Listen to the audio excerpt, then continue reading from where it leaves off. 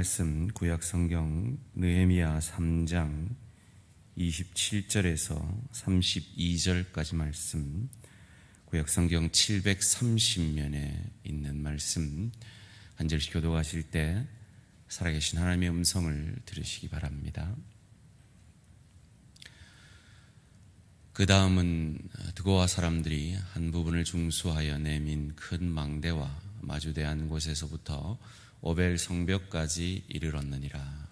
마문 위에서부터는 제사장들이 각각 자기 집과 마주대한 부분을 중수하였고, 그 다음은 임멜의 아들 사독이 자기 집과 마주대한 부분을 중수하였고, 그 다음은 동문지기 스가냐의 아들 스마냐가 중수하였고, 그 다음은 셀레미야의 아들 하나냐와 살랍의 여섯째 아들 하눈이 한 부분을 중수하였고, 그 다음은 베레기야의 아들 무슬람이 자기의 방과 마주대한 부분을 중수하였고, 그 다음은 금장색 말기야가 합밋갓 문과 마주대한 부분을 중수하여 네디님 사람과 상인들의 집에서부터 성 모퉁이 성루에 이르렀고,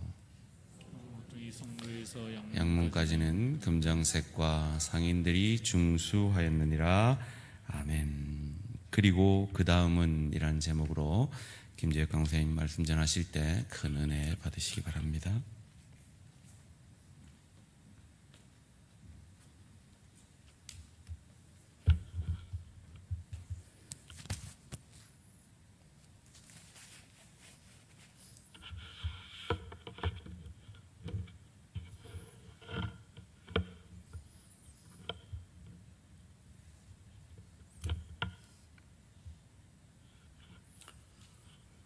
네, 말씀을 위해 잠시 한번 기도하고 같이 말씀 듣도록 하겠습니다. 기도하겠습니다.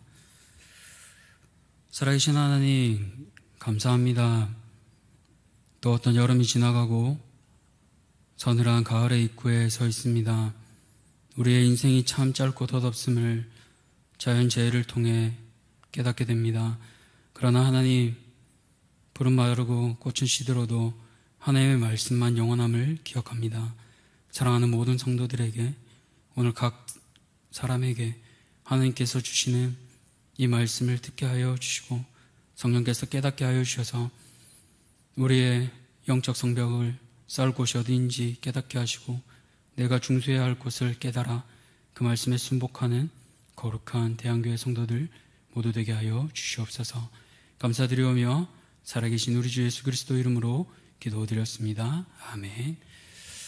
네, 오늘 말씀은요, 그리고 그 다음은 이라는 제목으로 말씀을 함께 나누려고 합니다. 아마도 많은 운동 경기가 있지만 참 손에 땀을 쥐게 하는 것 중에 하나가 계주, 즉 이어 달리기입니다. 엎치락 뒤치락 하기도 하고 앞에 앞서기만 한다고 해서 꼭 그 순위가 결정된다는 법은 없습니다. 다음 사람으로 인해, 그 다음 사람이 누군가로 인해 이 순위가 바뀌기도 합니다. 그래서 여기에서 중요한 것이 그리고 그 다음에 누가 되는가입니다.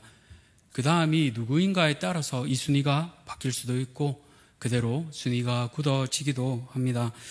이 계주 경기를 보면 참 재밌는데요, 실제로 뛰는 것은 참 쉽지 않은 일입니다. 성도님들은 어떠신지 모르겠습니다. 달리기를 잘하셨던 분들도 계셨을 것 같고 또 달리기를 싫어하던 분도 계셨을 것 같습니다. 중2 때 일이었는데요, 개인적으로 저는 달리기를 그렇게 좋아하지 않습니다. 타고난 사람들이 있어서 빠른 것은 저는 따라갈 수가 없더라고요. 근데 그 중2 때 참 좋아하던 여학생이 한 명 있었습니다. 같은 반에 있었는데 달리기 하면 그 앞에 세우게 되잖아요. 그래서 이어 달리기를 하게 되는데 보통 빠른 사람들만 선수로 뽑습니다. 그런데 웬일인지 모르겠는데 제가 그 중에 한 명으로 뽑히게 되었습니다. 기권하고 싶고 좀 내려달라고, 왜냐하면 제가 달리기가 느리기 때문에요. 그렇게 했는데 순위를 매기다 보니 어쩌다 보니 이제 제 차례가 되었습니다. 안타깝게도 저희 반이 뒤처지고 있던 상황에서 저에게 그 바톤이 주어졌고, 어떻게 해야겠습니까? 양말도 벗고 신발도 벗고 가능한 한 빠르게 달릴 수 있게 열심히 준비했습니다. 네, 옆에는 안타깝게도 전교에서 가장 빠른 친구 중에 한 명이 준비하고 있었습니다. 차이가 어느 정도 났었는데 어떻게 되었을까요? 제가 따라잡았을까요? 아니면 뒤처졌을까요? 네, 우리 사랑하는 초등학교 친구들이 저를 잘 알아서 저렇게 크게 대답해 주는데, 안타깝게도 기적과 같은 일은 없었고 그날 참 슬프게 속으로 울면서 뛰었던 그 안타까운 기억이 납니다. 제가 아니라 조금 더 빨랐던 친구들이 그 뒤를 이었다면 아름답게 마무리가 될 수 있었을 텐데 저에게 참 아픈 추억으로 이어지고 말았습니다. 그 다음이 누구인가에 대해서 참 중요한 것을 우리가 알 수 있는데요. 이처럼 이어달리기에서 그 다음이 누군가가 참 중요합니다. 그리고 그 다음을 잘 이어간다면 그 팀이, 그 반이 이길 수 있습니다. 오늘 말씀에도 그리고 그 다음을 잘 이어간 그 인물이 한 명 있습니다. 바로 우리가 오늘 말씀을 통해 읽은 느헤미야입니다. 느헤미야는 우리가 잘 알듯이 술 맡은 관원으로 페르시아 제국에서 일을 했었습니다. 어떤 사람이었냐? 그를 한 번 더 정리하자면 하나님의 선하심을 알고 하나님의 도우심을 맛본 사람이었습니다. 우리가 잘 알다시피 이스라엘은 두 나라에게 멸망당했죠. 북이스라엘은 아수르의 포로로 끌려가게 되고 남유다는 바벨론 제국에 끌려가게 됩니다. 그리고 그 바벨론 제국을 신흥 페르시아 바사 제국이 점령하게 되는데요. 앞에 보시는 것처럼 지금의 영토로만 보는 것처럼 참 크고 엄청난 영토였습니다. 이 페르시아 제국의 느헤미야는 술 맡은 관원으로 봉사하게 되는데요. 우리가 잘 아는 것처럼 아닥사스다 왕, 고레스 칙령 이후에 약 100년의 시간이 지나 아닥사스다 왕 때 귀하게 섬김을 받고 귀한 일을 하게 됩니다. 오늘 3장의 내용이지만 전체 느헤미야 내용을 아우르면서 이 말씀을 함께 나눠보려고 합니다. 우리가 잘 아는 것처럼 1장 1절은 이렇게 시작합니다. 아닥사스다 왕 제12년 기슬르월에 수상궁에, 바로 내가는 느헤미야를 의미하죠. 이 느헤미야가 봉직하고 있을 때 한 소식이 들려옵니다. 무엇이었느냐? 유다로부터 온 소식이었는데 형제들 중에 한 명인 하나니가 바로 두어 사람과 함께 와서 이 느헤미야에게 얘기를 해줍니다. 어떤 소식이었느냐? 고향 소식이었는데 그들이 이르되 사로잡힘을 면하고 남아있는 자들, 여전히 바벨론으로 포로로 잡히지 않고 남아있는 사람들도 여전히 그 이스라엘 땅에서 예루살렘에서 고통을 당하고 있다라는 슬픈 내용이었습니다. 그뿐만 아니라 예루살렘 성은 어떤 상황이었느냐? 허물어지고 성문이 불타 이제는 거의 재처럼 남아있는 그 상황입니다. 이런 고향의 소식을 들으면 어떻겠습니까? 이 말을 듣고 느헤미야는 너무 슬퍼 바로 앉아 하나님께 눈물로 금식하며 기도합니다. 기도하며 하나님, 이제는 우리 조상들의 죄를 자복합니다. 우리가 잘못했던 것들을 기억합니다. 그러나 하나님께서 이 가운데서도 자복하고 회개하며 돌이킨다고 하신 것을 기억합니다. 라고 말씀에 근거하여 하나님 앞에 눈물로 간구하며 이제는 어떻게 해야 할지를 하나님 앞에 간절히 구하기 이릅니다. 그리고 나서 그가 결심한 것, 이제는 하나님 은혜를 잊게 하셔서 하나님께서 맡겨주신 사명들을 잘 감당케 하여 주시옵소서. 그리고 그는 왕의 술 맡은 관원이 됩니다. 잘 아시는 것처럼 이 술 맡은 관원이 된 이후로 느헤미야가 한 일은 더욱 놀랍습니다.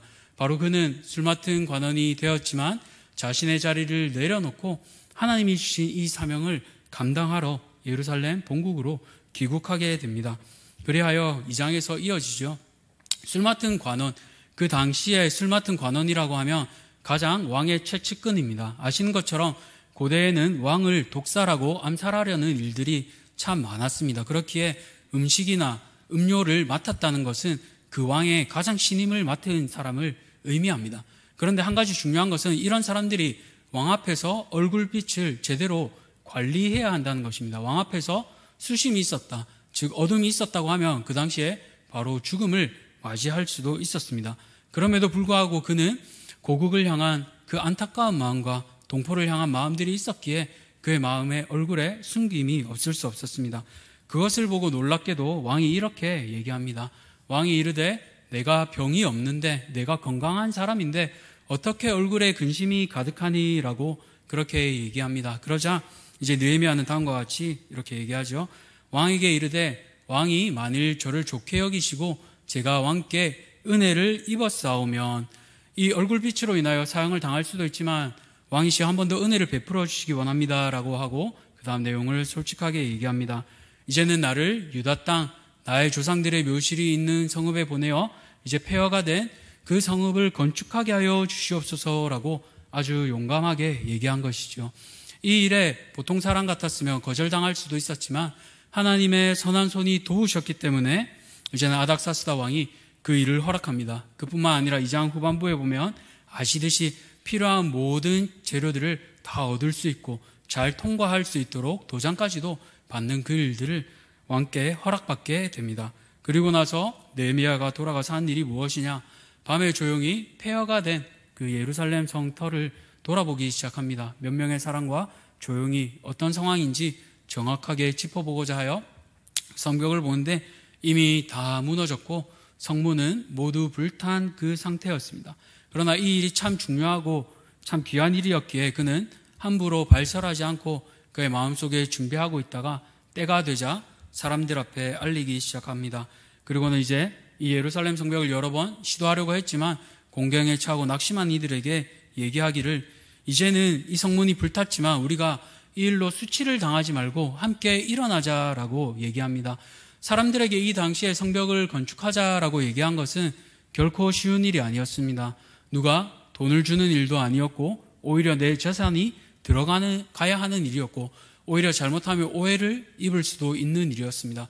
그러나 그는 한 공동체성을 중요하게 강조하며 이제는 더 이상 이방 대적들에게 수치를 당하지 말자라고 간절하게 호소하기 시작합니다.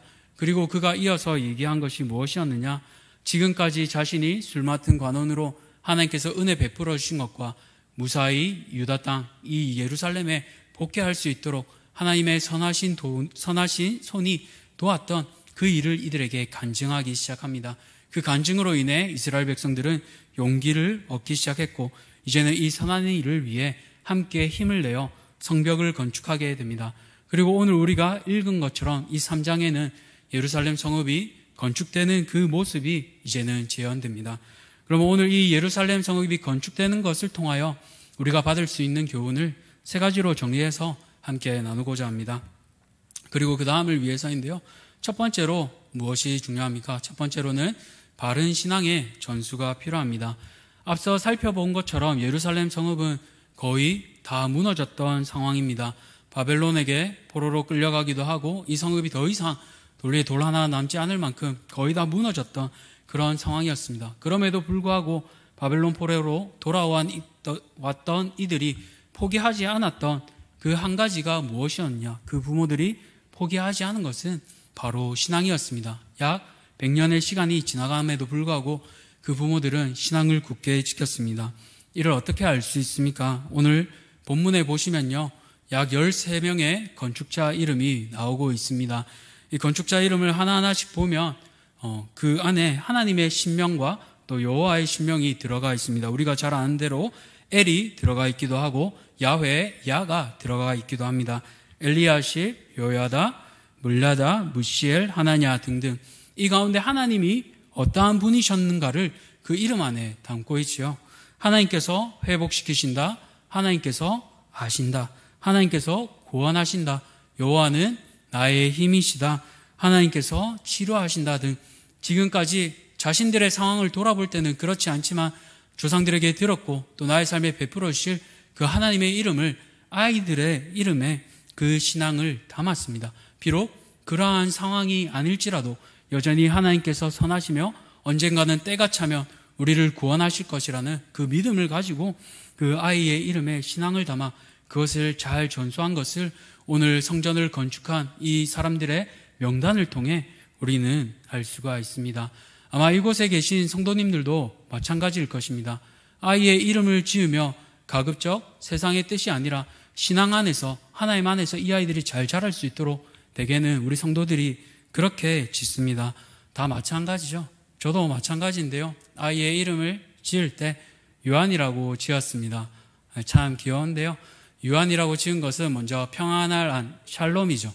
그 샬롬이 먼저는 하나님으로부터 이어지고 흐를 유 모두에게 흘러갈 수 있도록, 즉 모두에게 하나님의 사랑이, 하나님의 그 샬롬이 모두에게 흘러갈 수 있도록 이렇게 지었습니다. 근데 아이를 키우다 보면 아시겠지만 이 아이가 제 마음대로만 크지 않습니다. 어떻습니까? 내 마음대로 신앙 교육을 한다 해도 아이들이 잘 따라오지만은 않습니다. 아이를 키우다 보면요, 내 뜻과는 다르게 키워지는 것을 볼 수가 있습니다. 아직 이제 150일이 지난 아이인데요, 보면 어떻습니까? 열심히 공부한다고 하는데 책을 바로 들고 있는 게 아니라 책을 거꾸로 들고 있습니다. 그것도 일반 책들인데요, 아이한테 여러 가지 책들을 읽어주고 있습니다. 먼저는 성경 얘기를 담은 동화들, 성경 동화들을 들려주고 있는데, 성경 동화를 들려줄 때 표정이 참 많이 잠이 오더라고요. 그래서 아버지로서 잘 못 가르치고 있는가, 무엇이 문제인가 많이 돌아보기도 합니다. 그런데 요즘 세상의 책들 보면 정말 재밌는 책들이 많더라고요.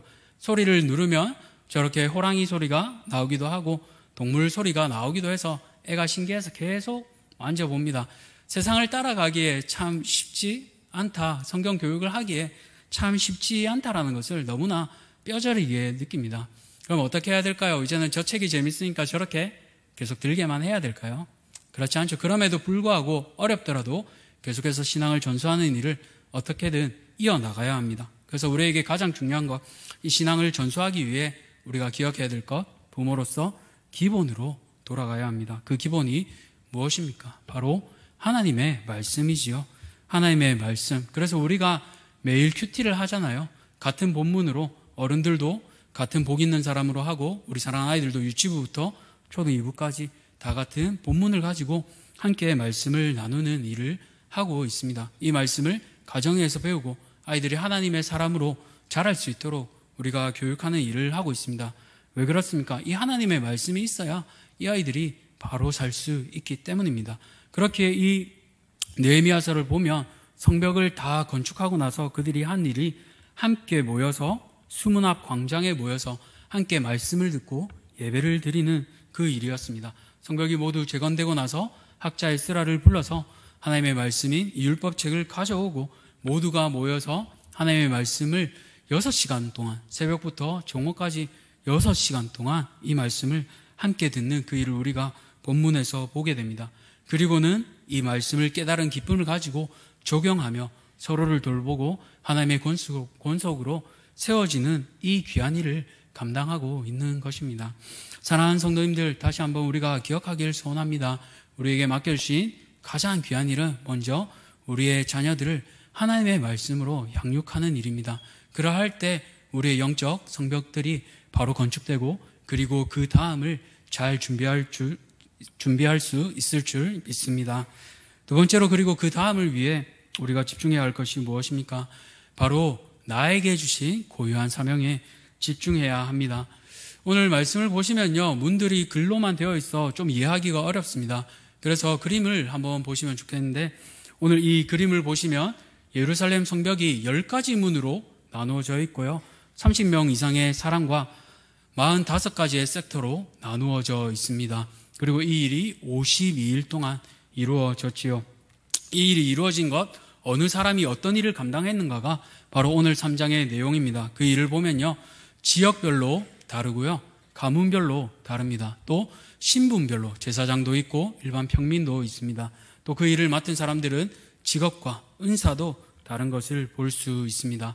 먼저 1절을 보시면요, 다른 사람이 아니라 대제사장 엘리야십이 이 일을 감당하는 것을 볼 수 있습니다. 오늘 본문은 양문에서 시작해서 다시 반시계 방향인 양문으로 하나하나 이렇게 시작됩니다. 이 엘리야십은 우리가 아는 것처럼 1차 포로귀환 때 나왔던 스룹바벨과 대제사장 예수와 그 대제사장의 손자가 이 일을 먼저 감당하기 시작합니다. 비록 오랜 시간이 지났지만 할아버지의 소원을 이제 손자가 이루기 시작하는 것이죠. 대제사장이었으면 성벽을 다는 일과는 굉장히 무관한 사람이었습니다. 그러나 그는 그에게 맡겨진 이 성문을 달고 직접 힘쓰는 일을 다른 제사장들과 함께 잘 감당했습니다. 그래서 다른 제사장들과 함께 양문에서 한메아 망대 또 하나넬 망대까지 이루어진 것을 본문을 통해 알 수 있습니다. 그 외에도 다양한 사람들이 나오죠. 삭굴이라는 다른 가문 사람도 나오고, 어문, 그 다음 문인 하사나의 자손들도 나와서 이 일을 감당합니다. 4절부터 5절까지 계속해서 다양한 사람들이 북쪽 문을 감당하는 것을 볼 수 있습니다. 그런데요, 5절을 보시면 이 일에 감당하지 않는 사람들도 유일하게 3장 본문에 처음으로 나오게 됩니다. 바로 귀족들인데요. 이 귀족들만 유일하게 3장 전체에서 이 거룩한 성벽에 참여하지 않는 것을 보게 됩니다. 여러 가지 이유가 있을 수 있게 되지만 귀족들이라면 많은 지위와 재산을 가지고 충분히 이 일을 감당할 수 있는 사람들이었습니다. 그럼에도 불구하고 이들은 자신의 손해가 싫어서, 오해받는 게 싫어서, 물질적인 그 손해가 싫어서 이 일을 감당하지 않았습니다. 그럼에도 불구하고 그 다음을 보시면요, 이 성벽 재건에 하지 않아도 될 사람들이 함께 나와 이 일에 참여하는 것을 보게 됩니다. 기본 사람, 우리가 잘 아는 대로 이 일에 참여하지 않아도 되는, 즉 이스라엘 사람이 아니었던 사람들이 이 일에 참여하게 되는 것을 볼 수 있습니다. 그것을 오늘 마지막 본문에서도 느디님 사람들까지, 노예했던 사람들까지 함께 참여하여 본 것을 우리가 알 수 있습니다. 마땅히 해야 할 귀족은 하지 않았지만 마땅히 이 일을 감당하지 않아도 될 사람들이 이 일을 한 것을 오늘 본문은 힘주어 얘기하고 있습니다. 뿐만 아니라 다양한 직업의 사람들이 또 그 일을 감당한 걸 볼 수 있지요.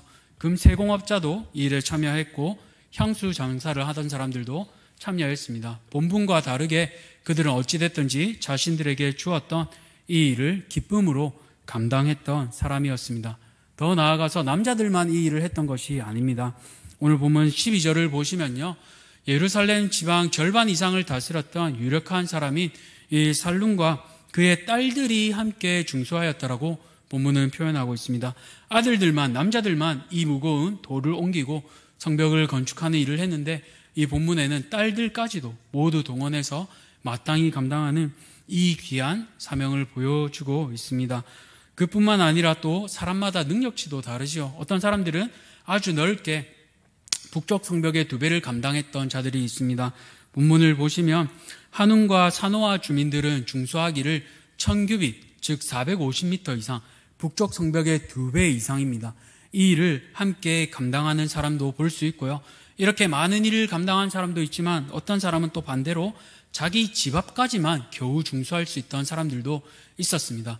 우리가 사람마다 많이 들 수 있는 사람이 있고 작은 돌만 들 수 있는 사람처럼 다양한 사람들, 다양한 능력으로 이 일이 감당된 것을 볼 수 있습니다. 이 일을 통해서 우리가 알 수 있는 것이 무엇입니까?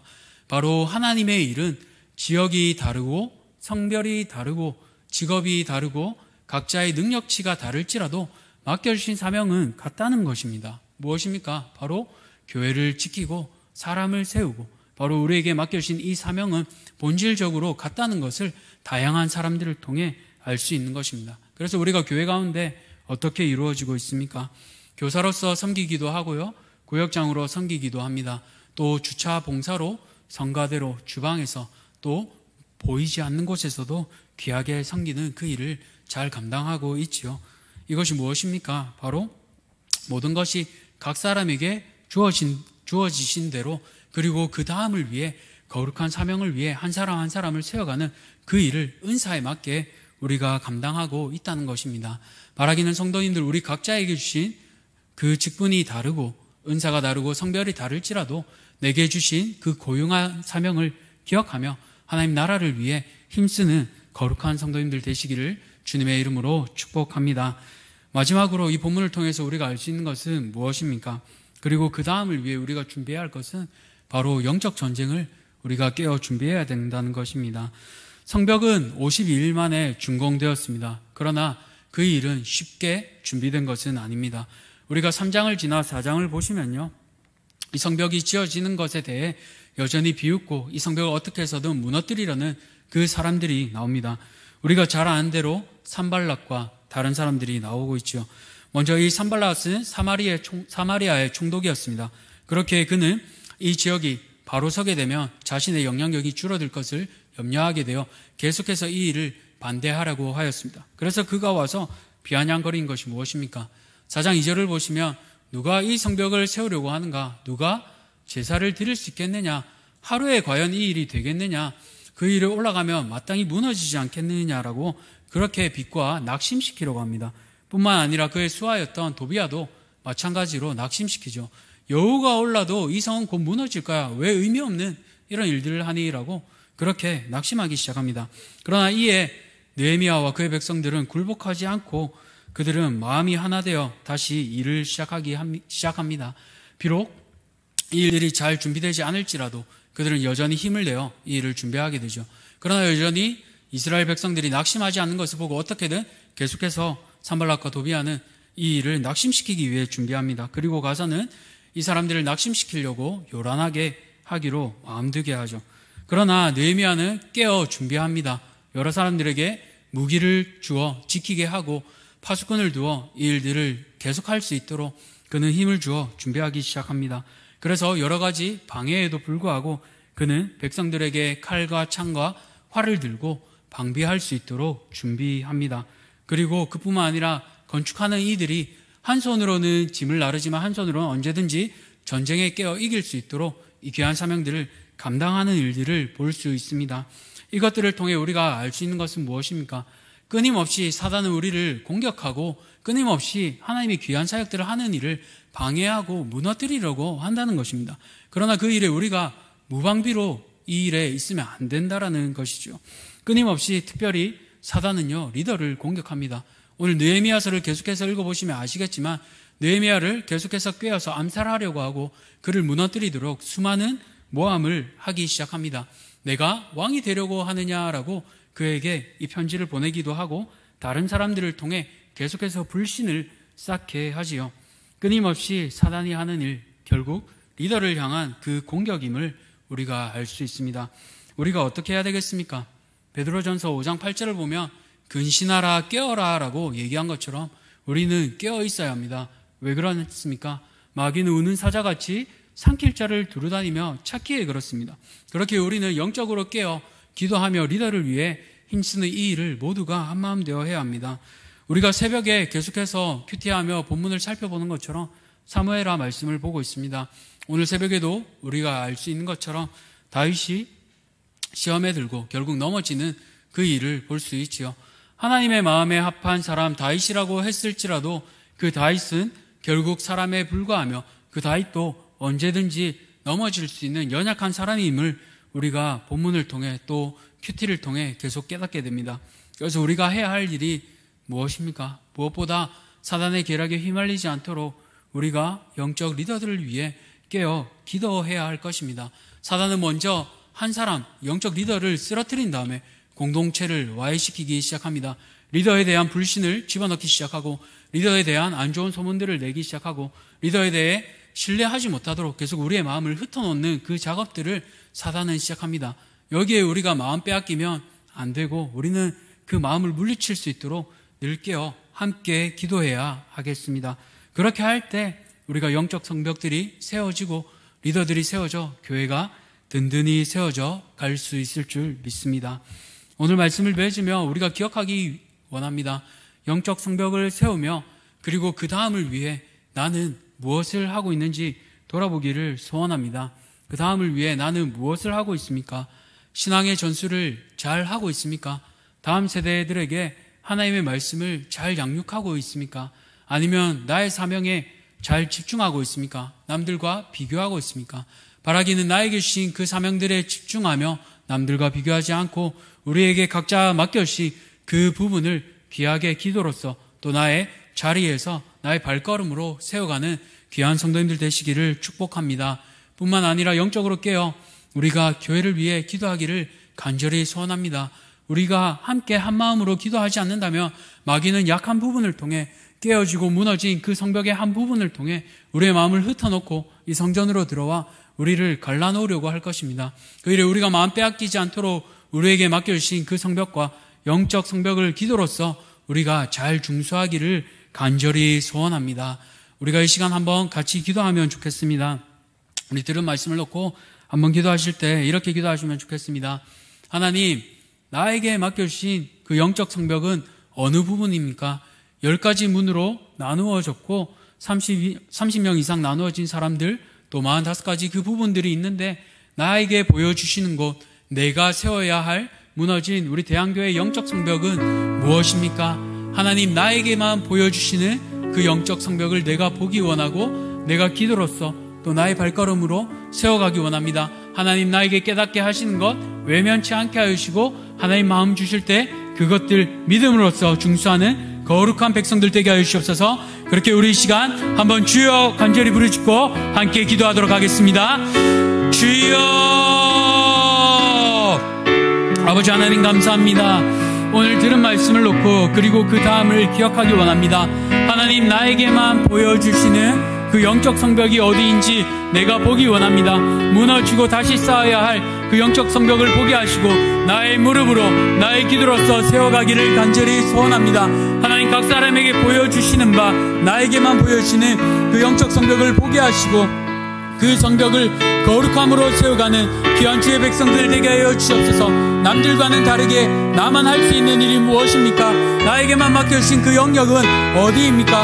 하나님, 오늘 기도할 때 깨닫게 하여 주시고 그 부분들을 하나님 믿음으로써 감당하는 귀한 우리 성도들 되게 하시고 믿음으로써 나의 발걸음으로 나의 부르심을 따라 살아가는 하나님의 거룩한 성도들 될 수 있도록 하나님 도와주시옵소서.